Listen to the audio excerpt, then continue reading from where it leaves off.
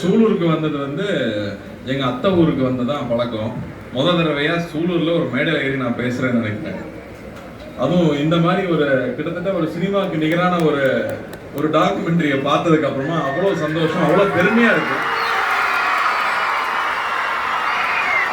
நம்ம சூலூருக்கு 5000 வருஷம் வரலாறு இருக்குங்கிறதும், இந்த பள்ளிக்கு பின்னாடி எவ்வளவு பெரிய வரலாறு இருக்குங்கிறது தெரியும் போது இந்த இடத்துல நிக்கிறதுக்கும் இந்த விழால கலந்துக்கிறதுக்கும் அவ்வளவு பெருமையா இருக்கு. ஸோ இந்த விழாவில் கலந்துக்கிட்ட என்னை அழைச்சதுக்கு எல்லாருக்கும் பெரிய நன்றியை தெரிவிச்சுக்கிறேன். இது அரசு பள்ளின்னு சொல்லிட்டே இருக்காங்க. பட் நான் யோசிச்சு பார்த்தா எங்க அப்பா இந்த ஸ்கூல்ல தான் படிச்சிருக்காரு.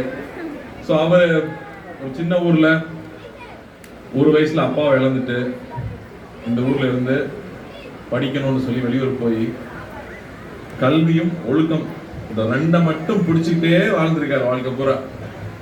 அதுல வாழ்ந்து அவர் சாதிச்சதுனாலதான் இன்னைக்கு நாங்கெல்லாம் இந்த இடத்துல நிக்கிறோம். அதனால நீங்க இருக்கீங்கன்னா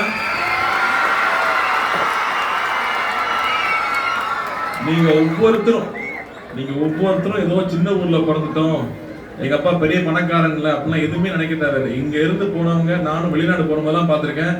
தம்பி நானும் சூலூர்ல உங்க அப்பா ஸ்கூல்ல தான் படிச்சேன்னு பெரிய பெரிய ஆட்கள் நான் சந்திச்சிருக்கேன். ஸோ வேலுமணி சார் சொன்னார் இல்லையா, உங்களால எதுவும் முடியும், நீங்க எதை வேணாலும் சாதிக்க முடியும். இன்னைக்கு வந்து தமிழ்நாடு எடுத்துட்டோம்னா கிட்டத்தட்ட 65 லட்சம் குழந்தைகள் வந்து அரசு பள்ளியில தான் படிக்கிறாங்க.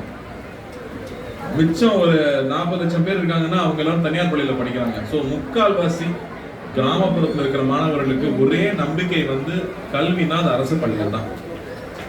அந்த வகையில அரசு பள்ளிகள் வந்து மிக சிறப்பா இயங்கிட்டு இருக்கு. அகரம்ல இருக்கிற பசங்க ஒவ்வொருத்தரும் அரசு பள்ளியில படிச்ச அந்த மாணவர்கள் தான் அகரம்ல படிக்கிறாங்க.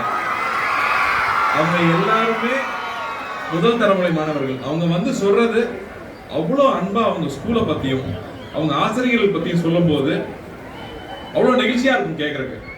இந்த மாதிரியான ஒரு அன்பான ஒரு சூழல் நம்ம அரசு பள்ளிகள்ல இருக்கு. அரசு பள்ளிகள்ல இருக்கிற ஆசிரியர்களை வந்து அரசு ரொம்ப நல்லா பாத்துக்கிறாங்க. தனியார் பள்ளிகளை விட நம்ம அரசு வந்து நம்ம ஆசிரியர்களுக்கு நல்ல சம்பளம் கொடுத்து ரொம்ப நல்லா வச்சிருக்காங்க. அதுக்கேற்ற மாதிரி அவங்க மாணவர்கள் மேல செலுத்துற அக்கறை நமக்கு தெரியும். ஒவ்வொரு வாட்டி அகரம் ரெக்கமெண்டேஷன் வரும்போது அங்க இருக்கிற பிரின்சிபலும் அங்க இருக்கிற வாத்தியார்களும் அவங்க குழந்தைகளுக்கு வந்து அவ்வளவு பாசமா சொல்லி அனுப்பும்போது அரசு பள்ளிகள் ரொம்ப ஆரோக்கியமா இயங்கிட்டு இருக்கிறது நம்ம நல்லா புரிஞ்சுக்க முடியுது. நிறைய விமர்சனங்கள் வச்சாலும் இன்னும் அரசு பள்ளிகள் தான் நம்ம தமிழ்நாட்டுடைய பெரிய ஒரு வளர்ச்சிக்கும், நம்ம ஒரு ஜிடிபி ஹையா இருக்கு, ஒரு தனி மனிதனுடைய ஒரு மிடில் கிளாஸ் உடைய வாழ்வாதாரம் உயர்வா இருக்கு, அமெரிக்காவுக்கு நிகரா இருக்கு தமிழ்நாட்டுன்னு சொல்றாங்கன்னா அது மிக முக்கியமான காரணம் அரசு பள்ளிகளா தான் இருந்துட்டு இருக்கு.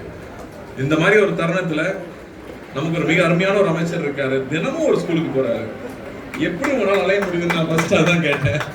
இவ்வளவு ஆர்வமா ஒவ்வொரு ஸ்கூலுக்கும் போய் இது நம்ம ஸ்கூலு, நம்ம பசங்க நல்லா இருக்கணும்னு அக்கறை எடுத்து இன்னைக்கு சொன்னாங்க இல்லையா, இங்க இவ்வளவு பெரிய கட்டடம் உருவாக போகுது, கிட்டத்தட்ட 3 கோடிக்கு மேல வந்து நிதி ஒதுக்கி நடந்ததுன்னா அப்ப எந்த அளவுக்கு ஒவ்வொரு ஸ்கூலை பத்தியும் தெரிஞ்சுக்கிறாங்க, எப்படி ஒவ்வொரு விஷயத்தையும் கொண்டு போய் சேர்க்கிறாங்க, ஒரு நூலகம் அமைச்சு கொடுக்கறது. அப்படி வந்து நம்ம குழந்தைகளுக்காக தொடர்ந்து பணியாற்ற ஒரு அமைச்சர் கிடைச்சிருக்கிறது நமக்கு ரொம்ப ரொம்ப சந்தோஷமான விஷயம் நான் நினைக்கிறேன். அவருக்கு முதல்ல நன்றியும் தெரிவிச்சுக்கிறேன். இந்த பள்ளியில் இருக்கிற இந்த ஆடிட்டோரியம் பார்க்குறேன், இங்கே இப்போ இவ்வளோ பெரிய பிளே கிரவுண்ட் பார்க்குறேன். இன்னைக்கு வர ஸ்கூல்ஸில் ப்ரைவேட் ஸ்கூல்ஸ்லாம் வந்து ஒரு மாதிரி பிளே கிரவுண்ட்ஸே இல்லை, இவ்வளோ பெரிய பிளே கிரவுண்ட் இருக்குது, அதை சீரமைச்சிட்டு இருக்காங்க. அப்படிங்கும்போது ஸ்போர்ட்ஸ் மிக பெருசாக வளர போகுதுன்னு தெரியுது.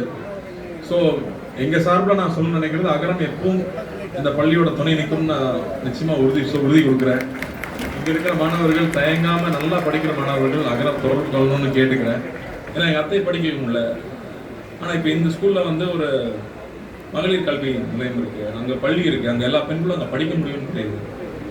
என்னோட சார்பாக ஒரு 5 லட்சம் ரூபாய் கொடுக்கணும்.